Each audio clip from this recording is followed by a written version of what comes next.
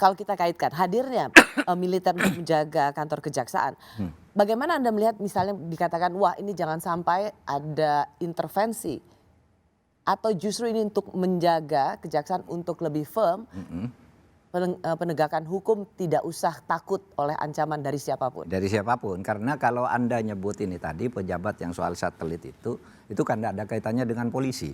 Iya kan, itu kan peradilan militer. Ya. Peradilan KPK korupsinya, terus polisi tidak nangani ini, lalu langsung ke Kejaksaan Agung kan.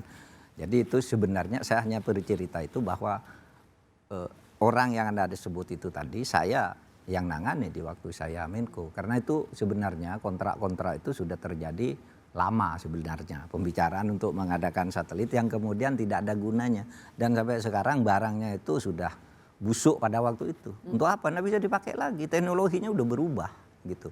Lalu kita harus bayar lagi ke Singapura. Kita membentuk satu tim yang dipimpin oleh Pak Febri yang lain nih, Pak Ferry Wibisono, Dam Jatun waktu itu, untuk mengurus itu, gugatan balik ke Singapura itu. Terus saya berhenti, nggak tahu nasibnya sekarang, nggak tahu. Oke, Prof, bagaimana Anda menjawab misalnya kecemasan ada kasus-kasus yang melibatkan oknum TNI, tapi kemudian karena ada penjagaan TNI itu dianggap sebagai satu intervensi. Bagaimana Anda menjawab kecemasan ini? Berlebihankah?